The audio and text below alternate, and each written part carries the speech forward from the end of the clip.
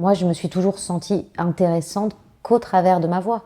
Donc pour moi, le reste n'avait pas trop d'intérêt. L'histoire de Julie Zenati est celui d'une petite fille dont la voix a écrit le destin. Ce qu'il faut savoir, c'est que ma mère chantait. Et ma mère a perdu sa voix quand j'ai commencé à chanter.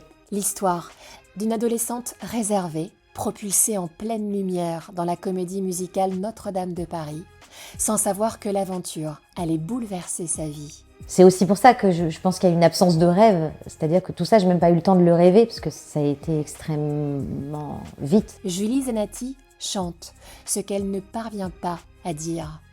Elle en a fait des refrains intemporels qui nous accompagnent sur la route les jours de soleil, mais aussi de pluie. Et si je m'en sors, sans bleu au corps, être normal pour être bien, effacer quelques lignes de ma main. Dans son nouvel album, Julie évoque sa renaissance et ce chemin qui l'a conduit à chanter dans les églises. Un chemin de lumière, mais aussi de blessures, de doutes et de silence qu'elle partage pour la première fois sur Entre vous et moi. Il y a un plan écrit quelque part et que on a tous une partition à jouer. Il faut juste être à l'affût et assez curieux pour choper ses notes.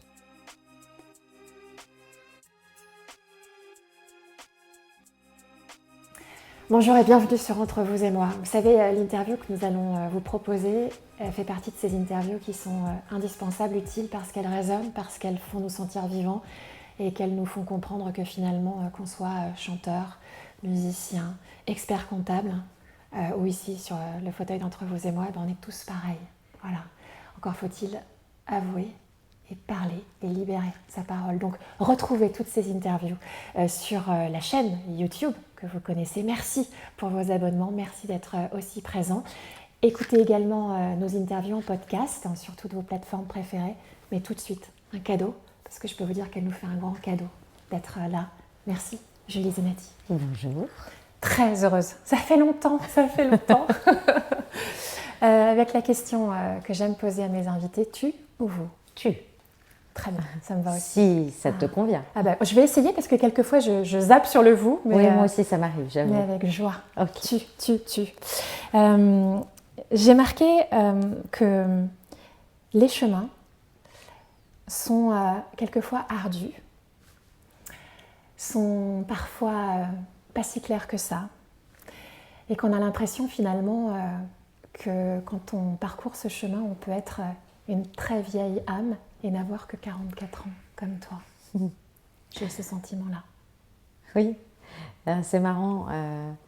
J'ai toujours qualifié ma voix de reflet de cette vieille âme. Je pense que je porte beaucoup de bagages et d'histoires qui ne sont pas forcément, qui ne m'appartiennent pas, mais qui pourtant rejaillissent au travers de cette voix que j'ai depuis que je suis toute petite, en fait. Ouais. Le chemin, ton chemin, on va en parler puisqu'il est inscrit sur ton nouvel album. Comment tu qualifierais ce chemin en quelques mots, sachant que nous allons évidemment en parler au cours de l'interview? Imprévu, inattendu et serein. Désormais serein? Oui, désormais serein. Je dirais que c'est la première fois que j'utilise ce mot. Ouais, c'est pas mal. Oui, c'est pas mal. Comme quoi, 44 ans, c'est bien. Non, c'est un bon âge, je crois. En tous les cas, j'espère que sur ce fauteuil d'Entre vous et moi, qui n'est pas n'importe lequel, puisque nous sommes chez toi, merci de l'invitation. Avec plaisir. J'espère que la parole va se libérer. Entre vous et moi, c'est le lieu. Et en tous les cas, on y va. C'est parti. C'est parti. Sereinement. Julie Zenati, tu es née le 5 février 81 à Paris, 44, tout rond. Quelle petite fille étais-tu, Julie? Petite fille qui aimait bien le chocolat, je crois. Oui, une gourmande.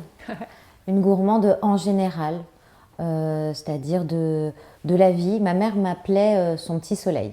Donc je pense que je devais être assez joyeuse. Je crois que j'étais une enfant qui dérangeait pas trop, qui m'adaptait aux situations et qui avait une volonté que les gens soient heureux. Je pense que c'était mon rôle dans la famille. C'était ça. Apaiser aussi les autres? Probablement, oui, je pense apaiser et puis plus tard, finalement, être quelque part la voix de leur douleur aussi, un peu. Parce que ce qu'il faut savoir, c'est que ma mère chantait. Et ma mère a perdu sa voix quand j'ai commencé à chanter. Et donc c'est assez étrange comme cadeau. Parce qu'en même temps, comme je dis toujours, ma voix c'est ma meilleure amie, mais c'est aussi mon ennemi. Parce que du coup, c'est elle qui a tracé le chemin. J'ai pas trop eu le temps de réfléchir. Ok. Quand tu dis ça, on pose ça là. Il y a plusieurs analyses. Est-ce que c'est ta maman qui t'a passé le flambeau? Est-ce qu'il y a un sacrifice et donc un problème de loyauté? Comment tu as embrassé justement cette tragédie pour ta maman, j'imagine? Ma mère est assez pudique, donc ça n'a jamais été un sujet. Cependant, je pense que... Je crois en fait qu'elle m'a fait un cadeau. Je pense que c'est un cadeau qu'elle m'a fait parce que la configuration familiale faisait que on n'était pas forcément tous à notre juste place. Moi, je suis une seconde, j'ai une grande sœur qui est vraiment l'archétype de la grande sœur, c'est-à-dire brillante, qui a fait absolument toutes les activités possibles et inimaginables.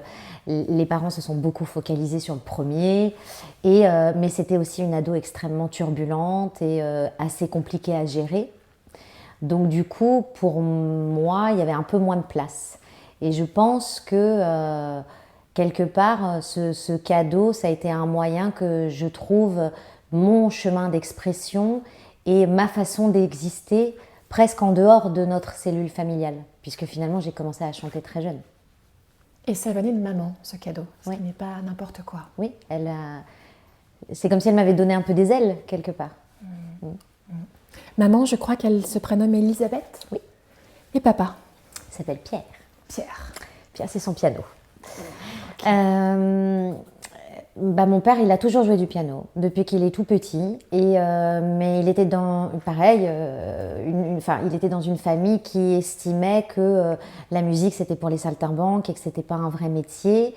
Et quand il a eu l'opportunité de rentrer au conservatoire, mes grands-parents ont refusé parce qu'il fallait qu'il fasse des études. Et ils ont tout gagné, parce que finalement, il a arrêté l'école et puis il a fait de la musique comme ça pour le plaisir. Et donc, il a toujours joué. Et j'ai commencé, en fait, avec lui. J'ai beaucoup entendu ma mère chanter. Et un jour, je me suis mise à côté de lui et j'ai commencé à chanter une chanson que j'avais entendue ma mère fredonner. Et c'est comme ça que ça a commencé. J'avais 8 ans. Ce serait pas Piaf? C'est tout à fait Piaf. C'est mon Dieu. Ouais. Ça fait comment? Mon Dieu, mon Dieu, mon Dieu, laissez-le-moi encore un peu, mon amoureux. Ok. C'est fait. On continue. Là, c'est moi qui vais pleurer, je crois, d'émotion. Tu parles de ta grande sœur. Quel lien tu entretenais avec elle? Un vrai lien de grande sœur, c'est-à-dire que j'ai toujours voulu la suivre, faire ce qu'elle faisait, l'embêter quand il y avait des copines.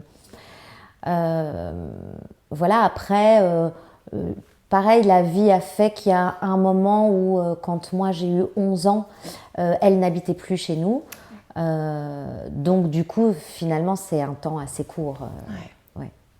Donc les deux petites nanas, avec Elisabeth et Pierre. À l'école, j'ai lu ici et là que tu étais une écolière assez timide, assez réservée. Oui, en fait, très complexée par le sentiment de ne pas toujours comprendre comment ça fonctionne. Aussi bien le schéma social de l'école que l'école à proprement parler et l'apprentissage. Et donc du coup, j'étais assez timide, assez réservée en classe, vis-à-vis des professeurs, de l'institution, etc. Il y avait vraiment un grand respect, quelque chose de... Et puis, j'ai commencé à m'émanciper, on va dire, aux alentours du... en fait, quand j'ai commencé à chanter, en fait, voilà.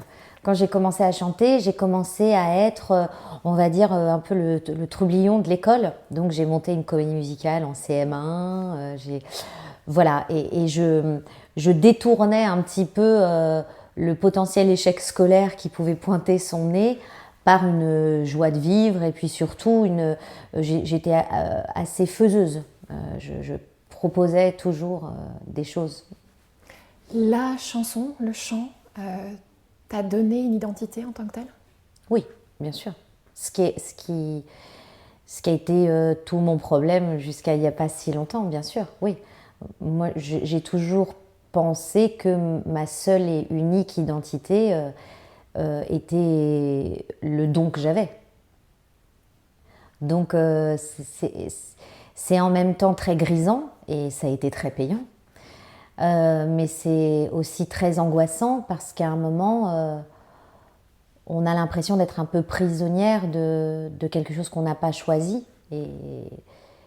Et même des relations avec les autres. C'est assez difficile de faire la part des choses entre ce qui brille et ce qui ne brille pas. Et moi, il fallait que ça brille tout le temps, quand même, beaucoup. Et pourtant, il faut passer par l'ombre aussi. Oui. Et trouver la lumière dans l'ombre. Oui. Je pense que tu te débrouilles bien. Toi, tu aimes, comme toutes les nanas des années 90, le rap, la hip-hop, la soul. Oui. C'est quoi le souvenir marquant de ce chemin d'enfance avant le tsunami que l'on connaît et dont on va parler évidemment? Je pense que c'est le moment où je rentre dans un groupe d'amis. Ce qui nous lie, c'est vraiment la musique, c'est vraiment le hip-hop. Et on va dans des soirées, on va voir des groupes. Et je me souviens, c'est des moments extrêmement joyeux, très musicaux, mais qui n'appartiennent qu'à moi. C'est-à-dire que ce n'est pas lié à mon père, ce n'est pas lié à ma structure familiale. C'est presque d'ailleurs en opposition finalement avec Ella Fitzgerald, Barbara Streisand et Edith Piaf. Mais c'est un moment où je m'émancipe musicalement et où je me rends compte du pouvoir de la musique. Tu as ta place, peut-être, aussi, à ce moment-là. En tout cas, j'ai l'impression qu'on m'ouvre une porte qui me fait du bien.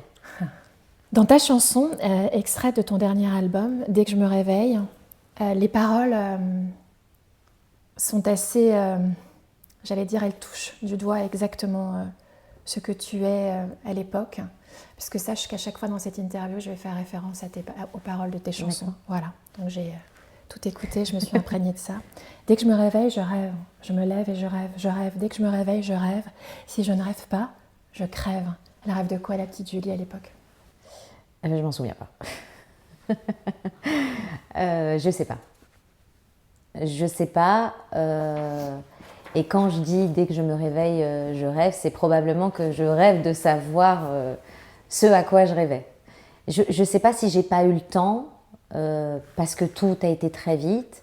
Je sais pas si j'ai grandi trop vite. Mais c'est vrai que c'est assez déroutant. Et d'ailleurs, dans mon métier, c'est assez compliqué parce qu'on vous demande toujours, aux périodes de Noël, racontez-nous un Noël en famille, racontez-nous vos meilleures vacances quand vous étiez petit. Et c'est vrai que j'ai beaucoup inventé parce que je ne m'en souviens pas. Quelque chose est venu tout t'arrêter. Oui. On va peut-être découvrir ça au fur et à mesure. Peut-être. En tous les cas, quelque chose qui t'a permis de survivre. Tout à fait. Tu es au collège quand tu es repérée lors d'un karaoké. Alors là, je veux savoir comment ça se passe. Tu as 13 ans, on est en 94. J'ai lu qu'il y avait une voisine qui s'appelle Danielle et en même temps qu'il y a un producteur musical qui te repère. Donc tu vas tout nous dire parce que je ne sais plus. La même année, en fait, Ma voisine de palier, donc on habitait à Paris, on habitait dans le 11e arrondissement. Donc cette voisine de palier, son salon juxtapose celui de mes parents, c'est la même cloison. Donc en fait, elle entend régulièrement, voire tous les jours, chanter quelqu'un. Et ce quelqu'un, c'est moi. Et un jour, elle frappe à la porte et elle demande qui chante. Et je lui dis, c'est moi, madame, j'avais 11 ans. Et puis elle commence à discuter avec mes parents, elle explique ce qu'elle fait. Et c'était le bras droit de Jean-Louis Foulquier, le créateur des Francopholies de La Rochelle. Et donc, elle commence à me demander si j'ai envie de chanter, ce que j'aime, etc. Et en fait, on commence à partager beaucoup de moments musicaux toutes les deux. Elle m'emmène voir des concerts, elle m'a emmenée aux Francopholies, elle m'emmène voir des ateliers d'artistes. Voilà, mais il n'y a pas de projection particulière. C'est juste, elle me prend par la main et elle me montre ce que c'est qu'être un artiste. Et pour Daniel, un artiste, c'est vraiment un faiseur, c'est vraiment un artisan. C'est vraiment quelqu'un qui doit s'imprégner et de l'autre et de la vie pour pouvoir ensuite tenter d'être une forme de carte postale ou une cartographie ou une lettre d'un moment de vie, quoi. Et on a partagé ça pendant assez longtemps. Et puis, quand je partais en vacances avec mes parents se facilitaient un peu la vie, comme tous les parents, et on partait dans des clubs de vacances. Et du coup, il y avait souvent des karaokés, et je me pointais et je demandais à aller chanter. Donc d'abord, on disait, elle est mignonne, la petite, oui, bien sûr, on va laisser chanter. Et puis finalement, après, je chantais tous les soirs, même au spectacle et tout. Enfin, j'étais embauchée, quoi. Je faisais vraiment partie du crew. Et un jour, il y a un monsieur qui est venu voir mes parents en disant mais est-ce qu'elle est... Enfin, il faut qu'on la produise, et c'était une grosse maison de disques. Et on l'a revue plusieurs fois. Et j'ai commencé à travailler avec lui. Et Daniel restait là, un peu à protéger mes intérêts, à voir un peu comment les choses se passaient. Et c'est comme ça que j'ai enregistré un premier single à Londres. Alors, est-ce que tu te rends compte que si ta voisine avait été, je ne sais pas... Boulangère, j'aurais peut-être fait des pains au chocolat. C'est incroyable. Ah c'est sûr. En fait, toute ma vie, c'est ça. C'est pour ça que je dis que ma voix, c'est elle qui a décidé de ce qu'on allait faire, quoi. Et c'est fou. En plus, je pense que là-dessus, j'ai jamais été quelque part une très bonne élève parce que je pense que, comme je le disais au début, moi, je suis une seconde. Donc ma place de seconde me convient très bien. Donc j'ai jamais eu une ambition d'être première, brillante et très vue. Sauf que ma voix, si. Ouais. Elle avait cette ambition-là. Elle t'a dit, cocotte, on y va. Elle l'a fait surtout. Et c'est vrai que c'est aussi pour ça que je pense qu'il y a une absence de rêve. C'est-à-dire que tout ça, je n'ai même pas eu le temps de le rêver parce que ça a été extrêmement vite. Tu as 14 ans. Tu vas aux Francopholies. C'est là où tu rencontres Plamondon. Oui. J'ai lu aussi que tu avais rencontré Lenny Kravitz. Oui. Le premier single que j'ai enregistré, en fait, à Londres... 14 ans. C'était une chanson de Jerry DeVos et Lenny Kravitz. Et donc, j'ai été enregistrée à Londres et ils étaient là, avec ma mère. Et George Michael a même fait un café à ma mère. Non. Si. Tu captes là? Tu comprends ce qui se passe ou... Pas du tout. Pas du tout. Tout est normal. Je comprends pas, en fait. Ce que je comprends, c'est que les gens me regardent vraiment différemment dès que j'ouvre la bouche. Je trouve ça chouette, mais du coup, quand j'ai plus envie qu'on me regarde, je ferme la bouche. et je me souviens juste de ce moment-là. Évidemment, je me souviens de la séance de studio parce que c'était génial. Et je me souviens surtout des balades que j'ai faites avec ma mère dans les fripes et tout. Pendant ces 3 jours à Londres, on était toutes les deux. Et c'est un super souvenir. Comment tu vois, comment tu regardes ta maman? Est-ce que tu sens en elle une joie ou une tristesse? Comment tu la vois te transmettre justement ce cadeau et disparaître aussi? Pas de joie particulière, parce que je pense qu'elle n'a jamais projeté quoi que ce soit sur moi. Et pas de tristesse non plus, parce que je crois que ma mère, elle est assez,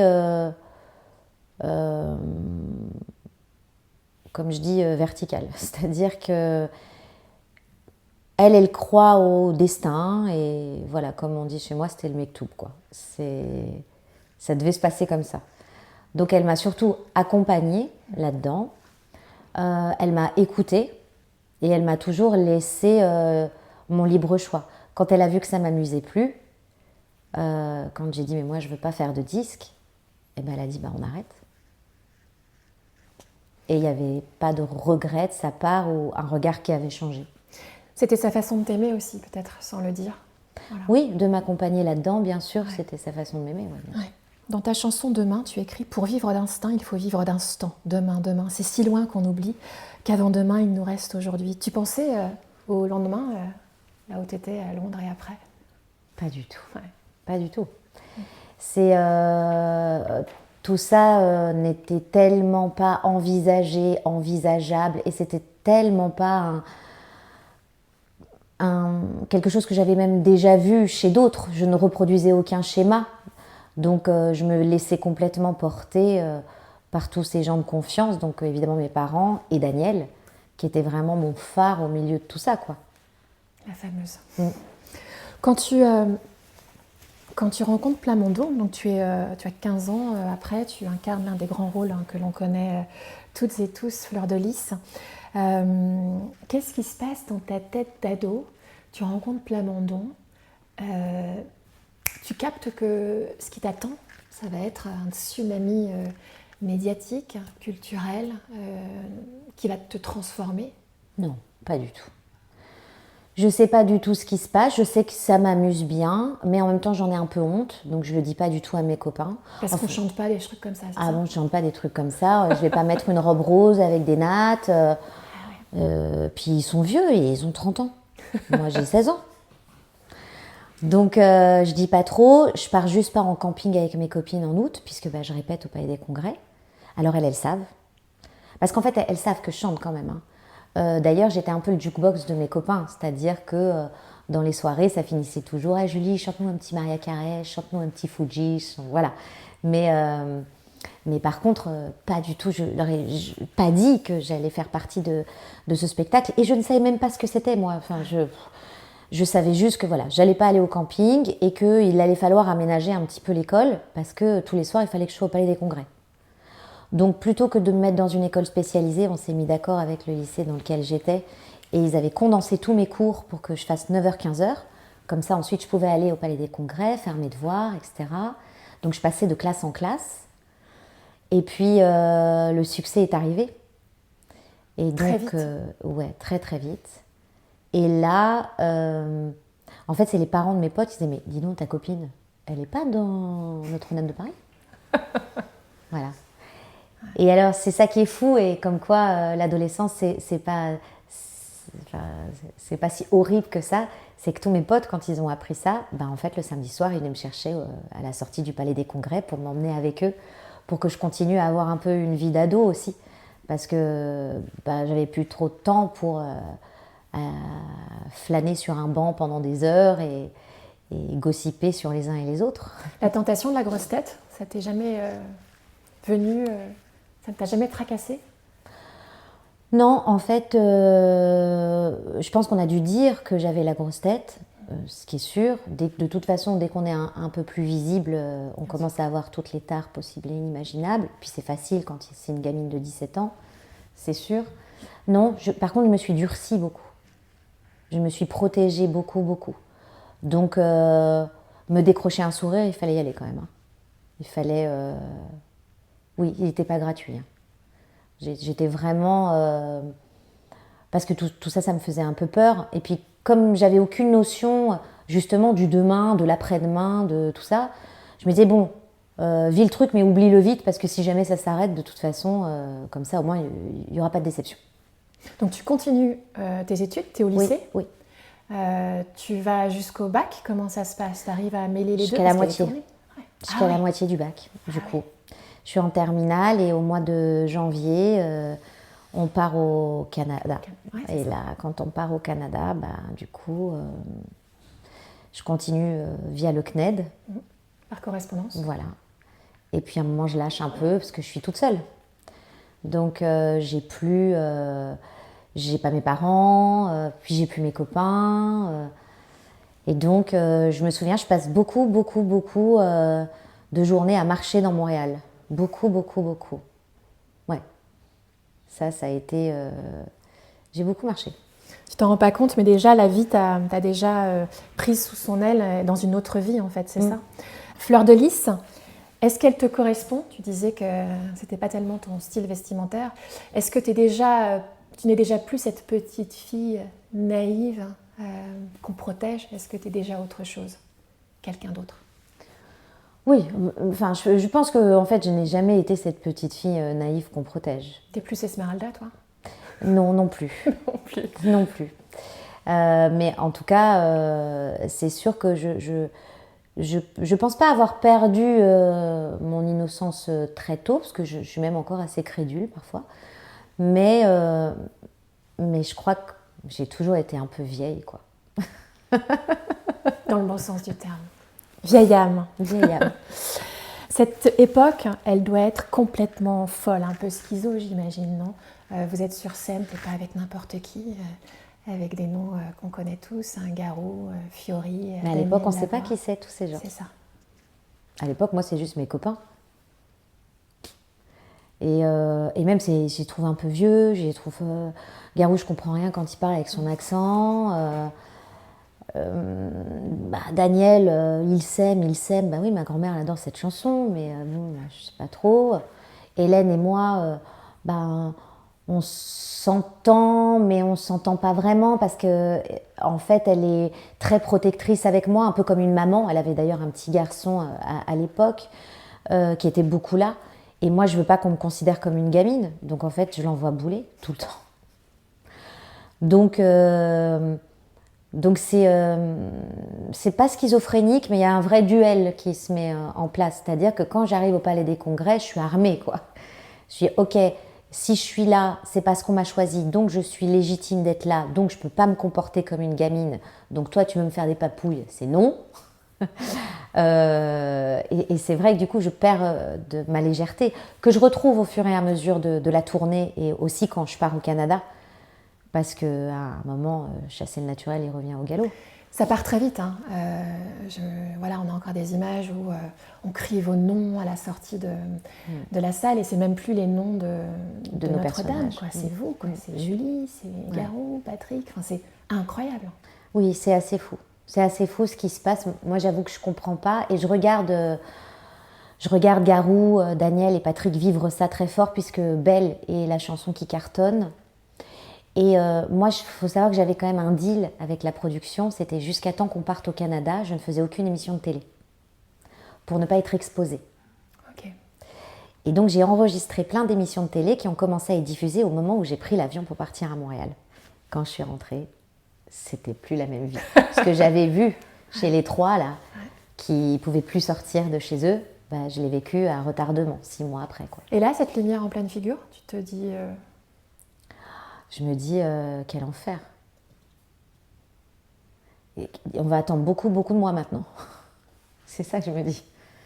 Là, tout d'un coup, il y a la maison de disques, il y a le manager, il y a les espoirs de tout le monde qui me jaillissent au visage et qui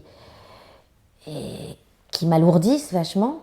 Et moi, je ne suis même pas certaine de savoir ce que je veux. Enfin, de toute façon, je n'ai pas vraiment le temps de me poser la question, en fait. On fait un petit pas en arrière. On est encore au Canada.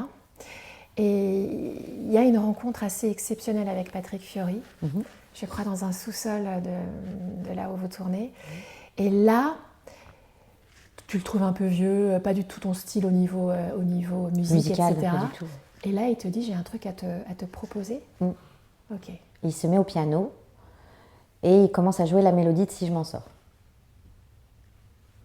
Et là, je commence à me dire, c'est pas mal quand même.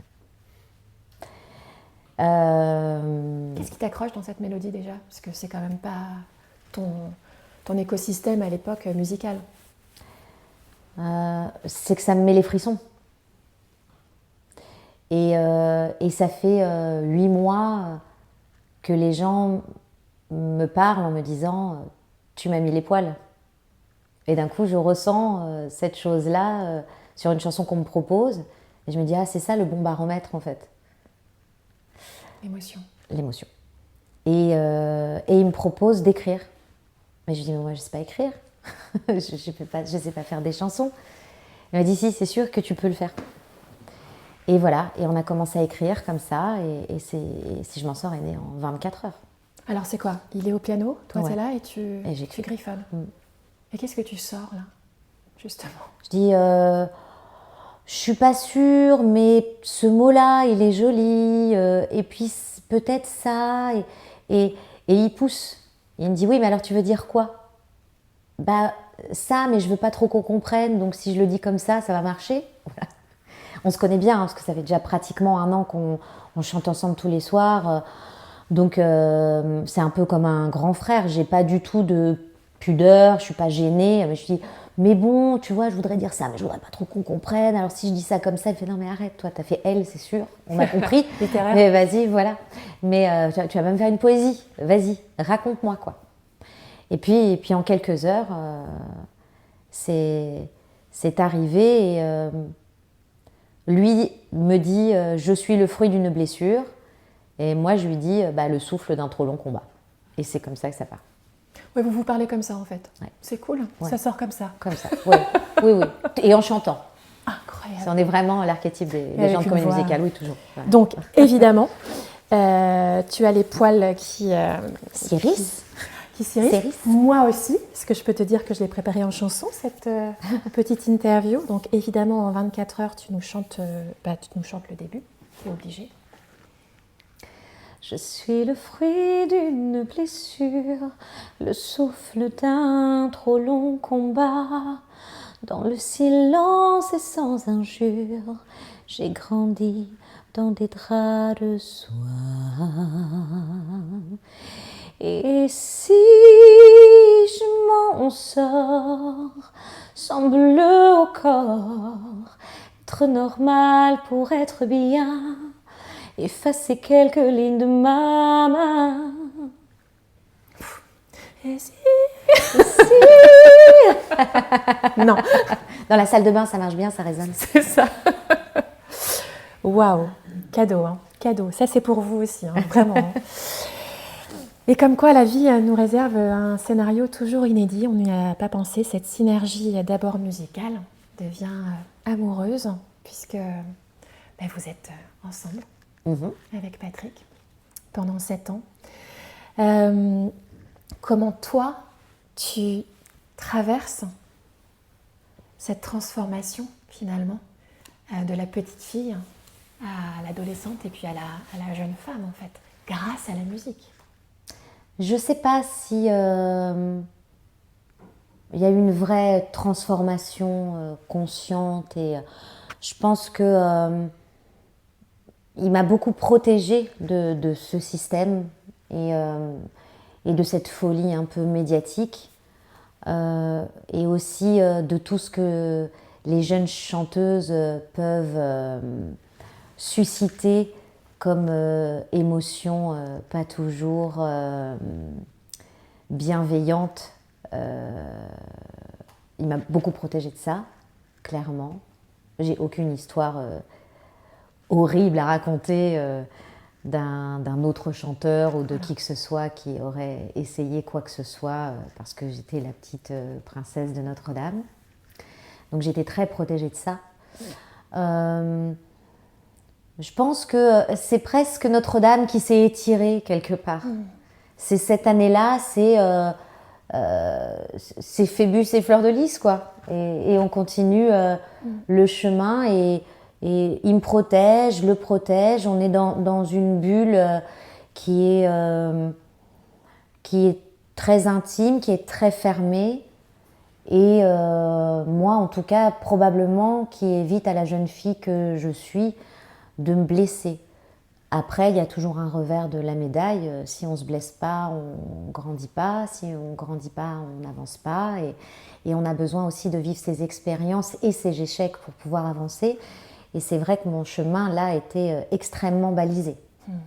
Donc, en même temps, je suis très reconnaissante de ça. Et en même temps, j'ai toujours un petit goût qui me dit, si ça s'était pas passé comme ça, est-ce qu'il n'y a pas plein de choses que j'aurais pu vivre différemment aussi? C'était ton chemin en tous les cas. C'était comme ça. Je m'en sors, et là, c'est l'explosion médiatique, parce que ça n'est plus Notre-Dame de Paris, mais c'est Julie Zenati, et c'est vraiment la bascule en fait.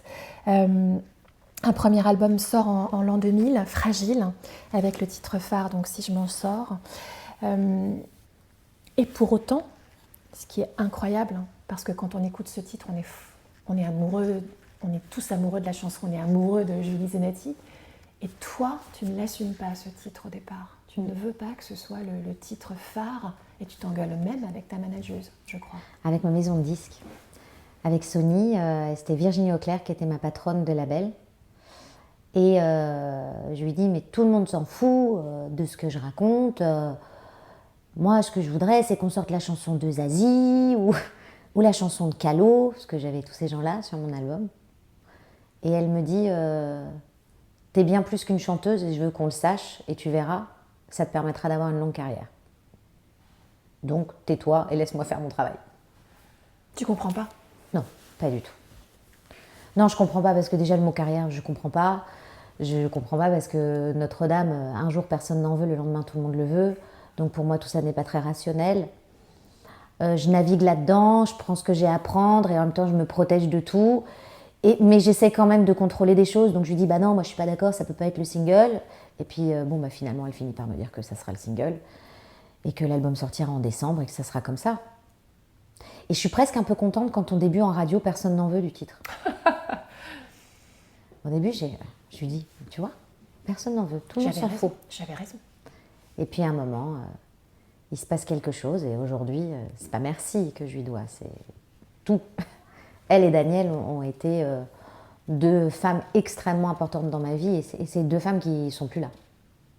C'est ce petit supplément d'âme en plus de dire Julie Zenati, non seulement elle chante comme personne d'autre, mais elle écrit aussi ce que personne d'autre encore n'avait osé faire, parce qu'à l'époque, on n'est pas du tout sur du piano-voix, on n'est pas du tout sur des choses très intimes comme ça. On n'y est pas du tout. D'ailleurs, c'est ce qu'on nous dit en radio. On nous dit, bah non, un piano-voix avec des cordes, non, pas du tout, c'est has-been, ça ne nous intéresse pas, etc., etc. Et puis, en fait, ce qui est très joli dans ma relation avec ces deux femmes-là, c'est qu'elles m'ont envisagée avant même que je ne m'envisage. Et elles ont dessiné les contours de ce que je suis et de ce que je suis devenue, mais avec beaucoup de bienveillance et beaucoup d'amour, en fait. Ouais. Un peu maman aussi, non? Oui, bien sûr, bien sûr. J'ai toujours suscité ce sentiment. Ouais. Dans Demain, tu écris « Prenons le temps d'un infini pour tout vivre aujourd'hui, tout vivre au jour. » Mais c'est difficile de vivre l'instant quand tout s'enchaîne, Ouais. quand la vie finalement décide pour toi un deuxième album, 3, 4, 5, 6 disques d'or en 15 ans, rien que ça. Tu travailles avec Fiori, Goldman, Boer, MC Solar, Le Forestier, Grégoire. Tu écris aussi pour les autres, Oui. parce que tu écris. Chimène Badi, Fiori, Grégory Le Marchal. Laquelle pour Grégory? Le lien. Waouh. Ouais, le lien. Une chanson oui, pour Grégory et qui est sortie après son décès. Quel souvenir tu as avec ce jeune garçon? Bah, j'ai été, comme tout le monde, absolument fascinée par sa façon de vivre la musique, dans cet état d'urgence, évidemment, dans lequel il était, puisqu'il était malade, et on le savait, il le savait. Et j'avais eu la chance d'aller le voir chanter à l'Olympia, et je me souviens de lui qui chantait, et puis tout d'un coup qui partait dans les coulisses pour prendre de l'oxygène, parce qu'il avait besoin de s'oxygéner et de réouvrir ses poumons et tout ça. Et je me disais, c'est fou, c'est tellement vital pour lui de chanter que ça pourrait presque le tuer. Et c'est quelqu'un qui m'a toujours fascinée, cette force et se dire que lui, il connaissait l'heure de fin, déjà. Et malgré tout, c'était quelqu'un de pétillant, de souriant, de... Trouver une force pareille dans ce contexte-là, ça m'a toujours fascinée en fait. Lui, il était dans l'instant pour le coup. Ah oui, plus petit que l'instant encore. Ouais, on a conscience que la vie, c'est maintenant et pas demain, ni hier. Tu vas enchaîner 2 autres albums méditerranéennes en duo avec des grands noms, Capéo, Slimane, Enrico Macias. Et puis en 2021, ton 8e et avant-dernier album va sortir, Refaire, danser les fleurs. Et puis il y a ce titre que tu connais, Phare, plein phare. Il y a bien cette petite fille un dimanche à Bastille, et puis tout qui vacille, son foulard à pois blanc, vestige du printemps qui a volé le temps. Il s'enfuira peut-être, mais jamais de sa tête. Il en a fait des miettes. C'est une chanson que j'ai écrite avec Rose. Ouais. Ouais. Et Martin Rapneau. Alors, la parole qui se libère, évidemment. Que s'est-il passé ce dimanche de juin à Bastille? Je fais partie de ce qu'on appelle les statistiques. Ouais. Voilà. C'est la mauvaise rencontre, le mauvais endroit, au mauvais moment. Et j'ai cette chance que ça ne soit pas une mauvaise aventure intrafamiliale, parce que malheureusement c'est souvent le cas.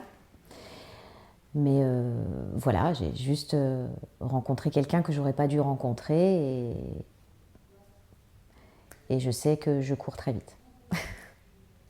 Tu as quel âge? J'ai 9 ans. Ouais, j'ai 9 ans. Après, on m'a cru, il a été arrêté, il a été jugé, j'étais pas la seule petite fille. Et je suis celle qui l'avait tellement regardé que j'ai pu donner des détails qui ont permis de savoir dans quel quartier de Paris il habitait. Et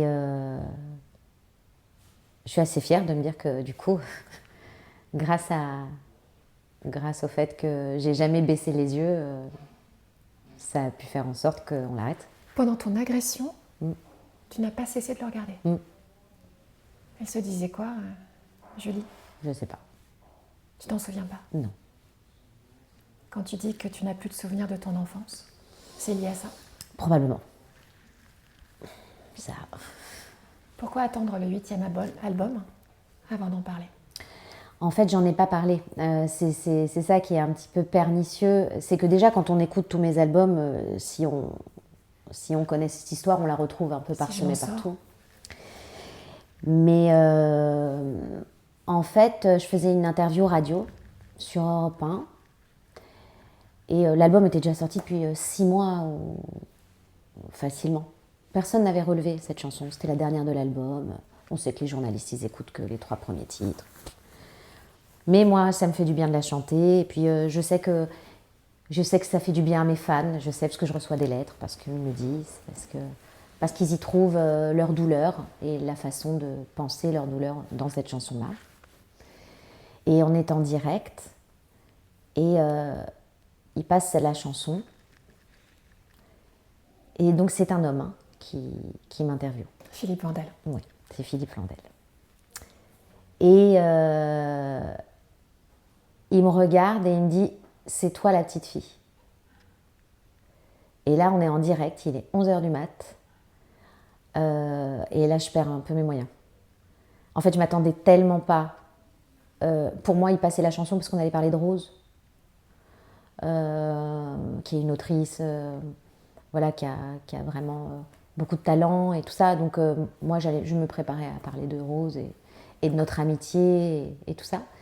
Et il me dit « C'est toi la petite fille ». Et là, je fige.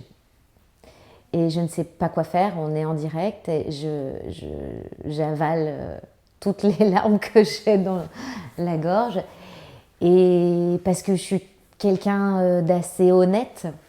Et pour mentir, il faut que je me conditionne. Là, je ne suis pas prête. Et du coup, je dis oui. Et voilà. Et là, je s'enclenche ce qu'on appelle l'espèce de bad buzz. Je me rends compte de frustration, de la méchanceté que peuvent provoquer les réseaux sociaux. Que j'ai pas le droit d'être faible ou vulnérable. Et que souvent les femmes sont complices de cette violence-là, beaucoup plus que les hommes. Et du coup, je fais une petite mise au point et finalement, cette histoire prend la place qu'elle doit prendre. Et elle m'appartient, mais elle est tellement pas anodine qu'il est important de libérer la parole. Et en même temps, c'est intéressant parce que tu l'as mise dans ton album, tu l'as écrite Oui. et tu l'as mise. Oui. Donc quelqu'un allait l'écouter. Quelqu'un allait l'écouter, mais alors pour aller jusqu'au bout, il y a même un clip de cette chanson qui existe, que je n'ai jamais sorti. Je veux bien qu'on m'entende, mais je veux pas qu'on me voie. La chanter. Oui. Parce que tu t'y mets en scène d'une manière différente? Parce que ça trahirait ton émotion et ta douleur? Parce que je chante pour que les gens puissent se raconter des histoires sur ce que je raconte. Et sur cette chanson-là, typiquement, je laisse pas d'espace. Il n'y a pas de place. Donc il y a déjà trop de gens dans cette chanson. Quand tu expliques qu'on n'a pas le droit d'être fragile, on n'a pas le droit d'être victime, on n'a pas le droit de baisser la garde, tu y crois encore aujourd'hui à ça? J'y crois, mais mais je m'en fiche. En fait, je crois que c'est surtout ça. C'est que pendant 4 jours, je me suis terrée chez moi, j'ai éteint tous les téléphones et réseaux sociaux et tout ce qui était possible et inimaginable. Et les gens avec qui je travaillais, je disais, il y a beaucoup de trucs, non mais ça va se calmer, t'inquiète pas. Une info chasse une autre, c'est bientôt. Ok. Et j'avais l'impression que j'étais... Enfin, tout d'un coup, je devenais victime je redevenais victime, en fait, d'avoir parlé.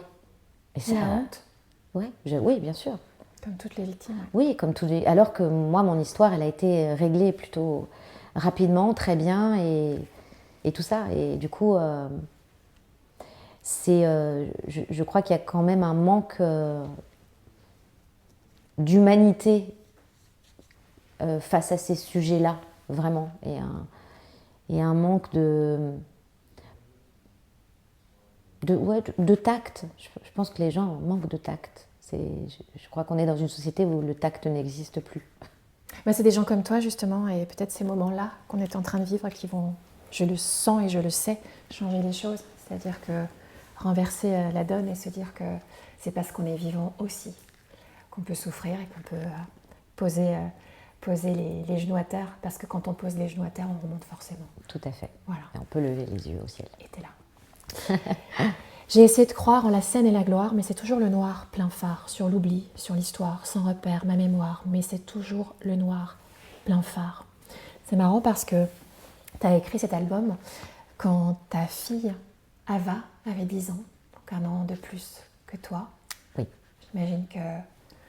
Oui, c'est sûr. Je pense que le fait de voir ma fille grandir, etc., ça m'a replongé à un endroit de mon enfance, bien sûr. Être mère. Maman d'Ava et puis d'un petit garçon, Elias. Moi, quand je dis petit, je pense que... c'est vrai. 14 et 8 ans aujourd'hui. Et puis ton mari, le papa de vos 2 enfants, c'est un artiste lui également. Benjamin Belcourt, qui est acteur, auteur. Il a joué dans Le Sens de la famille. Kaboul Kitchen, que j'ai adoré. Et puis alors j'ai vu que c'est lui qui avait produit La Flamme, donc tu dois te marrer tous les jours avec lui. Parce que, honnêtement... Oui, La Flamme, le flambeau, tout ça, oui, je rigole beaucoup. C'est lui, hein. Oui, c'est avec Jonathan Cohen. Jonathan. Un petit mot sur cette rencontre qui aurait pu bien ne pas se faire. Alors, il n'y a pas de hasard dans la vie. Vous êtes rencontrés au lycée Jules Ferry. Moi, j'ai été au lycée Jules Ferry. Mais non. Aussi, quand j'étais en prépa. Donc, je vois très bien où c'est. Voilà. Place Clichy. Place Clichy. Et il a expliqué qu'en fait, tu le captais absolument pas, mais que lui était rintin de toi. Oui. Mais alors, toi, oui. tu n'étais plus là, quoi. Oui, moi c'était ma copine, quoi. Ton pote? Bah, c'était mon pote, on faisait le chemin de l'école ensemble, il me donnait tout le temps plein de dragibus. Mais voilà, enfin, moi j'allais dans les soirées hip-hop, je faisais d'autres choses, j'avais une autre vie. Et lui c'était un peu un intello, il faisait du théâtre et tout. Et on s'est retrouvés parce qu'en fait moi j'ai toujours gardé mes amis de collège, lui aussi. Et certains amis ont continué de se voir, et jusqu'au jour où il a dit à une de mes amies « Mais Julie, dis donc, tu la vois toujours ?» Et voilà. Et là, tu l'as regardée. Et là, je l'ai regardée. Là, tu t'es dit, tiens. J'ai dit, dis donc, mais t'étais par où? On pourrait faire un truc ensemble, je crois. Il y a une très très jolie chanson que tu écris, Verticale, qui évidemment peut se lire et s'écouter dans différentes sonorités, différents signes. Mais j'y vois une belle histoire d'amour. Je vous aime tellement, pour en devenir vieux, je vous aime divinement. Regarde dans mes yeux, vertical, et le temps. Voilà. C'est peut-être lui et toi. Également une très belle chanson pour ta fille. Tu as jeté des pierres pour voir comment ça fait. Elles se noient dans la rivière où elles font des ricochets. Tu me vois mer ou monstre marin. Tu sais, je ne suis qu'une lumière qui brille, toujours au loin. Tu souhaites quoi à tes enfants? D'être libre. D'être libre, de toujours se dire qu'il y a le choix. Et de surtout ne pas figer ou ne pas tenter de reproduire des choses qui semblent être la bonne façon de. Toujours, c'est comme quand tu fais un plat, tu rajoutes ta petite herbe à toi. C'est un peu ça, et c'est comme ça que j'aimerais qu'il puisse grandir. Ça fait pas toujours des ricochets, en effet, ça peut tomber et sombrer, c'est pas grave. Non, c'est pas grave. En fait, se tromper, sombrer, se faire mal, tout ça, c'est pas grave. Ça fait partie de la vie, c'est un chemin. Et tu seras là pour eux. Évidemment, je suis la fameuse lumière. Quand les jours de pluie ne cessent plus, sur tes épaules épuisées d'avoir vécu et traversé, t'écris vachement bien. Merci. Trop de mauvaises saisons, quand le ciel est lourd, prêt à tomber, que le bleu n'est plus qu'une échymose. Ça me fait penser à Si je m'en sors sans bleu au corps. Il faut y comprendre aussi que dans cette chanson si fragile, il y a des blessures, un AVC, alors que tu es enceinte de ta première fille. Oui. Oui, c'est assez fou. On était à la maison, tous les deux, et puis à un moment, j'ai des maux de tête, je me sens vraiment pas bien, et jusqu'au moment où SOS médecin vient une première fois et dit non, en fait, on va appeler le SAMU, il y a un problème. Et puis voilà, et je me retrouve dans un camion, et on me dit « Ah, Madame Zenati, ça va pas bien, hein ?» Je mets la tête, ferme ta gueule. Je sais pas, je ne suis pas Zenati, j'ai juste pas là la tête. Jusque dans le Petite camion. chanson. Petite chanson, et si je m'en sors, hein, si je m'en sors. Et j'arrive à l'hôpital, et puis ils me prennent en charge, et voilà, ils voient que j'ai du sang dans la moelle, et puis bon, et tout s'enchaîne. Et la seule chose dont je me souviens, c'est que pour moi, ça a été extrêmement violent, en fait, parce que j'avais l'impression que... Non, en fait, c'est pas une impression, c'est que mon ventre, il devenait de plus en plus petit. Et donc, j'arrêtais pas de leur dire, mais il faut faire une écho, puisque je suis enceinte, mais eux, en fait, c'était pas très important pour eux. Ils me disaient, non, mais ça va, tout va bien, jusqu'au moment où ils m'ont dit, voilà, si on vous endort, donc on risque de faire une anesthésie. Et là, je dis, mais si... Et alors, mon bébé aussi, il va dormir? Oui, vous inquiétez pas, il dormira. En fait, pas du tout, c'est un avortement. Voilà. Et je me souviens juste de ma mère qui arrive, et parce que j'étais pas mariée encore à Benjamin, et donc lui n'avait aucun droit sur moi, et sur moi enceinte. Et donc, ils ont demandé à ma mère, si jamais on doit l'opérer, on est d'accord qu'on part sur un avortement tout de suite. Et donc ma mère a dû signer ce papier. Et voilà, et donc je me souviens de ça, et moi je me disais juste, mais pourquoi mon ventre il devient tout petit? Qu'est-ce qui se passe? Et voilà.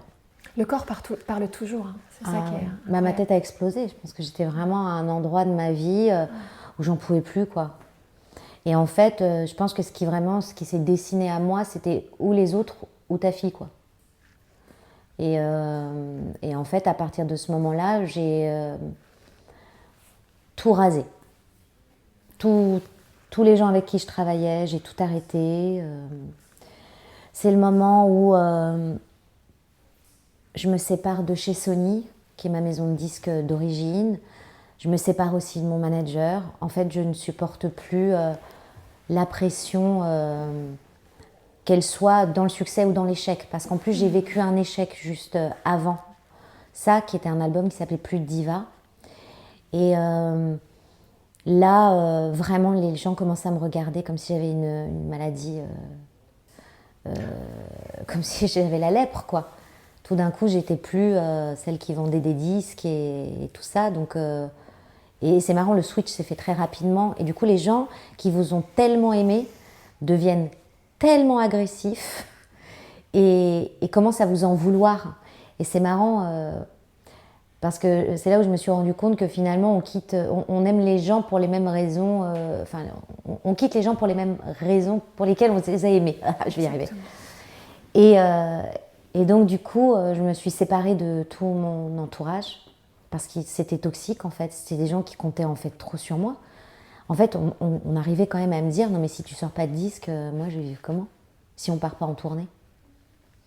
Bah là, tu dis « Est-ce que je peux vivre 2 minutes? Ou non? Ok, vas-y, je vais faire un disque. Vas-y, viens, on va faire des chansons ensemble. Vas-y. » Et en fait, c'était une machine qui me broyait, quoi. C'est ton corps qui t'a sauvée, là? Oui, à plusieurs reprises. Ouais. Plus que ma tête. Une fausse couche aussi? Oui, ça c'est la vie. Hein. J'ai déjà 2 enfants, je vais pas me plaindre. La maladie, la thyroïde d'Hashimoto, Oui. qui touche beaucoup de nombreuses femmes, des hommes également, qui est malheureusement assez répandue. Oui. Ça aussi, c'est assez troublant. Oui, Ça se passe là, dans la gorge. Ça se passe dans la gorge. Et puis, c'est la thyroïde, on l'appelle le chef d'orchestre. Des émotions. Donc, c'est vrai que c'est bizarre de me dire que je m'auto-attaque. Ça c'est quand même bizarre, quoi.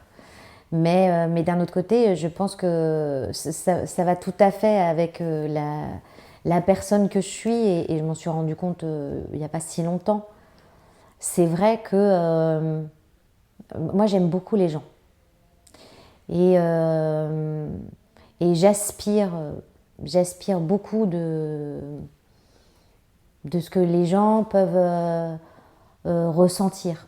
Je sais pas si on appelle ça hypersensible, je sais pas comment on appelle ça, mais je suis un peu un aimant à ça. Et je pense que parfois ça a été à mon détriment. Et je pense que Hashimoto, c'est pas un hasard non plus. Ça correspond bien finalement à tout ce que j'ai mené depuis toujours et à la façon dont je me suis toujours positionnée, que ça soit dans ma famille, que ça soit par rapport aux gens avec lesquels j'ai travaillé, par rapport même à mes amies, mais c'est beaucoup plus nuancé parce qu'elles me connaissent très bien et qu'à un moment elles disent « Ok, nous on va très bien, et toi maintenant ?»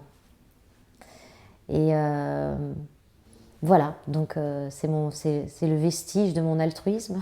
Non, je sais pas. C'est pas mal, je pourrais l'écrire. Je pourrais l'écrire. C'est difficile de trouver sa place, hein.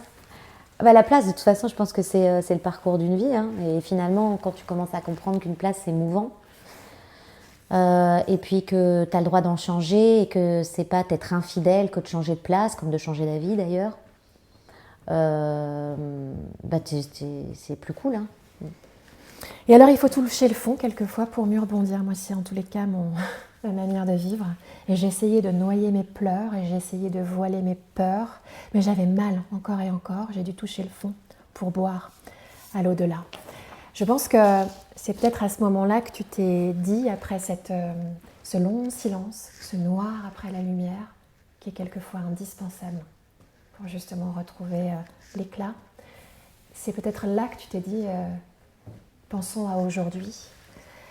J'ai passé mon temps à vouloir renaître, à chercher comment, pourquoi et peut-être, ici, maintenant, j'en fais l'aveu, que mes lèvres s'en tiennent à la vérité, j'embrasse mes faiblesses, ma joie, mes péchés. C'est dans demain. Ouais. On y est? Ah on y est, bien sûr. Oui, on y est complètement. Après, je pense que moi, j'ai toujours, quelque part, orchestré mes chutes. Je pense que j'ai décidé. Autant que ce soit beau. Autant que ce soit joli. L'important, on m'a toujours dit dans ce spectacle, le début, la fin.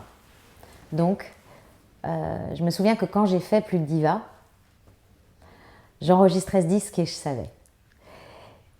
Et en même temps, j'avais l'impression qu'il allait me sauver de quelque chose parce qu'il allait m'emmener très très loin, au fond de la mer. Et moi, je dis que Plus Diva, c'est un peu mon disque suicide. C'est-à-dire que j'avais besoin de pouvoir renaître, et pour ça, il fallait qu'il y ait un gros échec et qu'on me tourne le dos.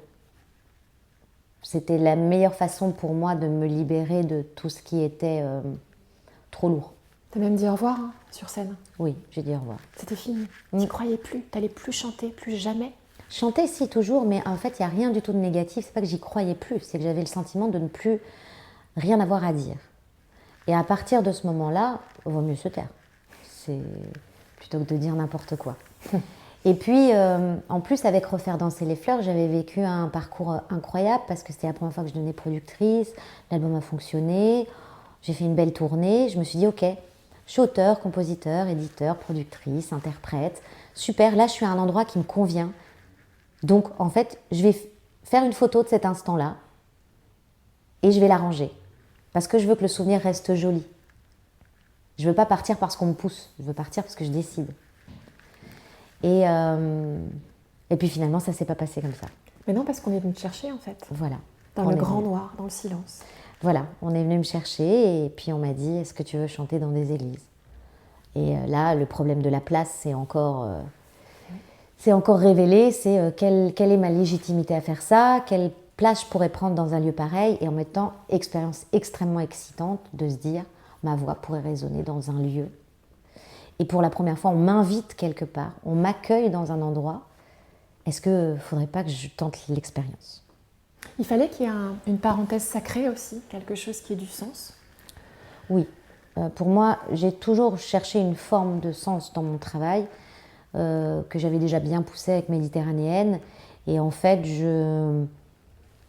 pour moi, pour chanter, il faut avoir quelque chose à dire, il faut qu'il y ait du sens.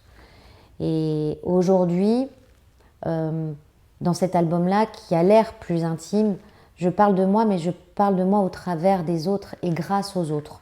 Et grâce à ceux qui m'ont fait du bien. Et donc, c'est encore une approche qui est complètement différente. Et il y a une forme aussi pour moi d'utilité parce que déjà, je leur dis que c'est grâce à eux que j'avance sur ce chemin. Et puis l'autre aspect plus premier degré, c'est qu'en fait, tous les concerts que je donne en église, toutes les recettes permettent de restaurer les églises en question. Et là, c'est l'utilité premier degré. Moi, je suis très premier degré, donc je trouve ça super. Ça avait un sens. Ouais. Ouais, qu'elle serve à quelque chose. Et c'est vrai que dans ce dernier album, le chemin, moi j'y vois une démarche très œcuménique parce que ça transcende toutes les religions, c'est-à-dire que tu n'es pas catholique toi-même, et pour autant tu es dans ce lieu qui pourrait être justement un lien plus spirituel finalement avec soi-même, avec aussi ce constat que je trouve terrible aujourd'hui, et c'est pour ça que je trouve ça très courageux aussi de ta part que de le faire dans une église et un lieu connoté, c'est qu'aujourd'hui on fait tout aujourd'hui, tout est fait pour mettre dos à dos les religions.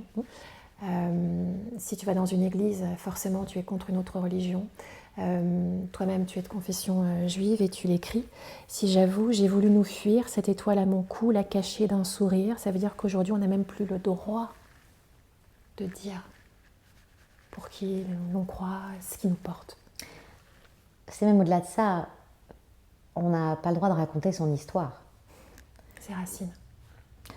Parce que pour moi, mon identité, c'est mon histoire. Au-delà même de savoir pour qui je prie, est-ce que j'ai la foi, peu importe en fait. Ouais. C'est juste, ça fait partie de mon histoire et de mes traditions, de mes origines.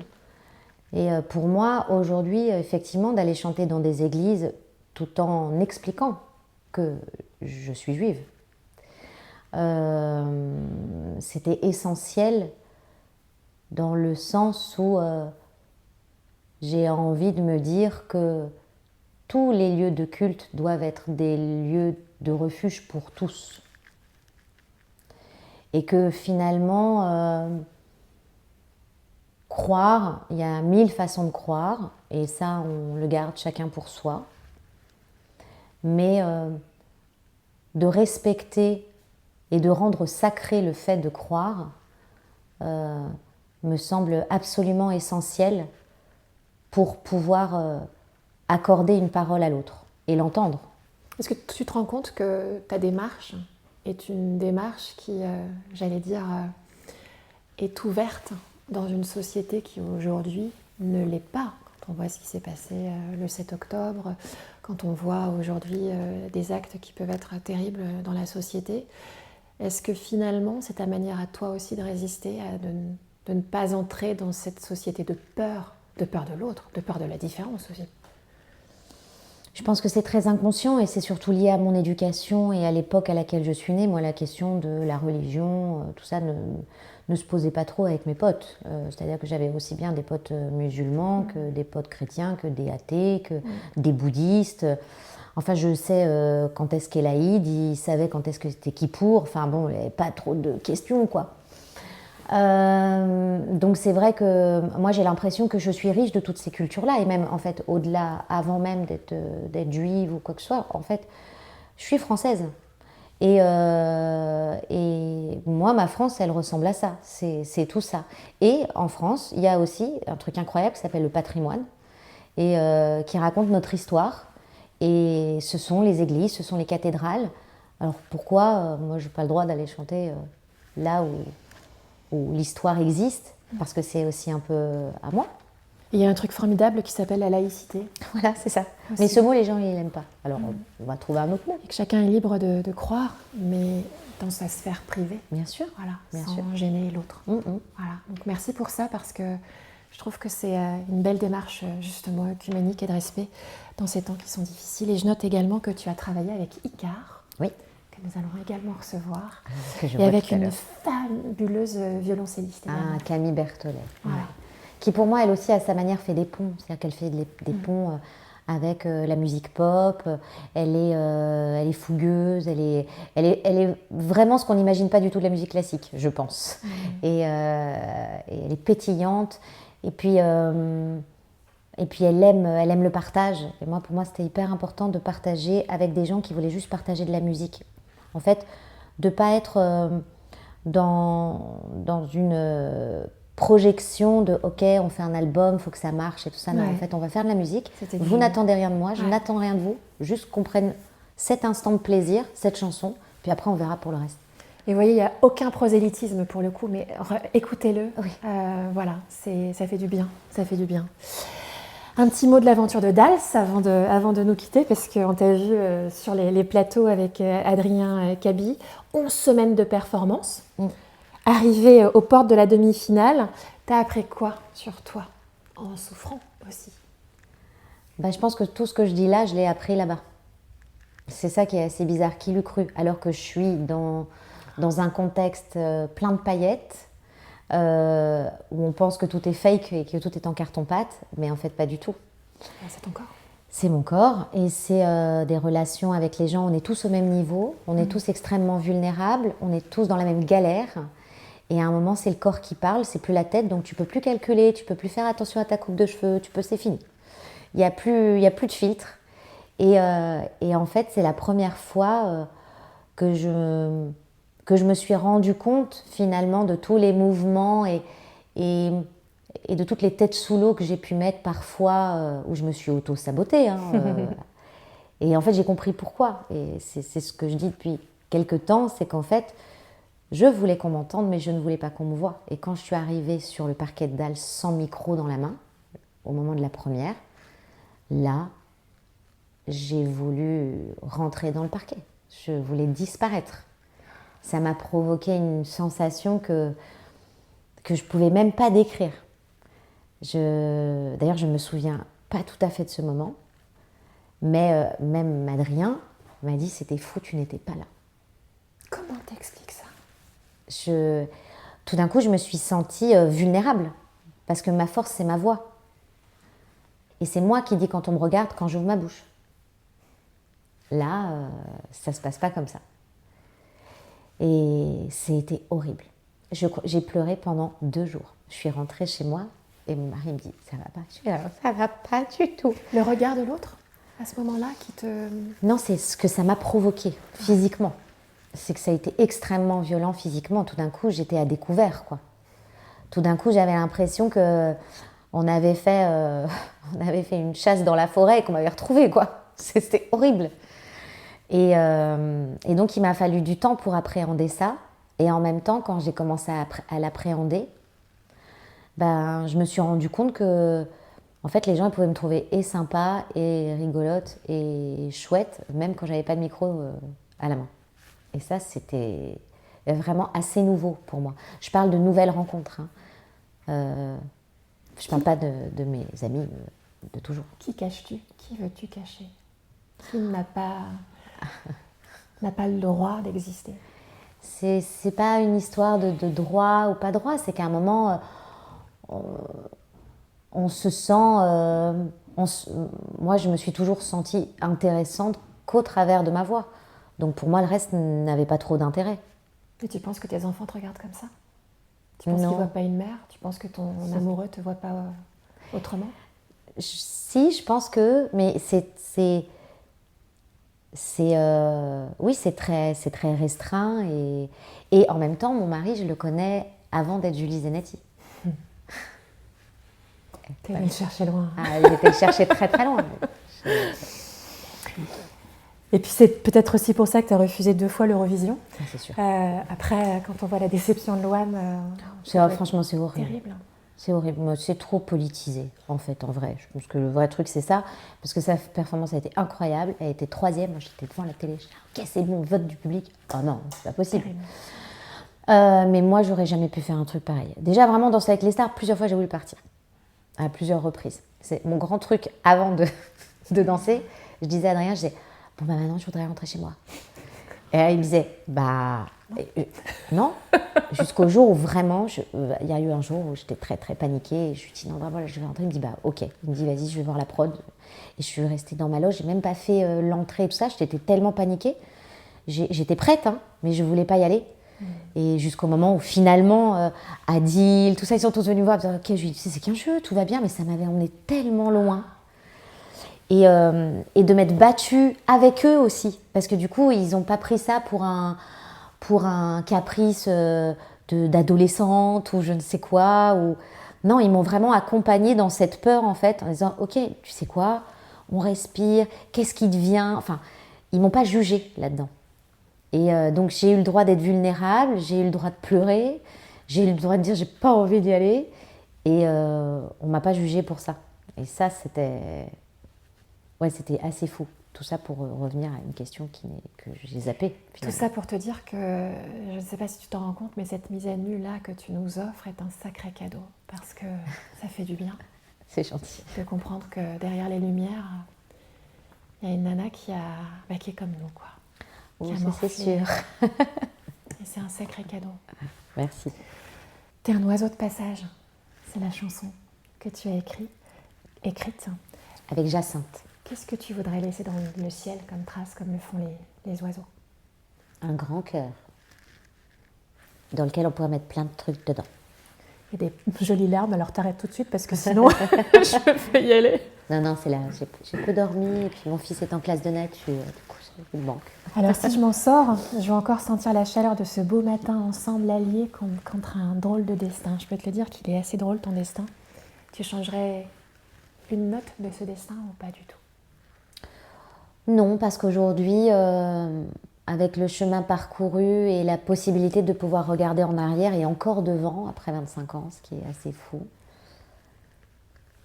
je pense que il y a un plan écrit quelque part et que on a tous une partition à jouer et qu'il faut juste être à l'affût et assez curieux pour choper ses notes. Y compris quand on a 9 ans et qu'on souffre alors qu'on ne devrait pas. Ça aurait pu être pire. Ton mot préféré? Surprise. Celui que tu détestes? Pas possible. Ton gros mot préféré? Putain. Ta chanson préférée? Mon Dieu de Piaf. Et qui souhaiterais-tu entendre se mettre à nu comme tu l'as fait à ta place dans le fauteuil? Patrick? Patrick Fiori. Tu l'invites? Je t'invite. Je t'envoie le numéro. Merci infiniment. Merci beaucoup.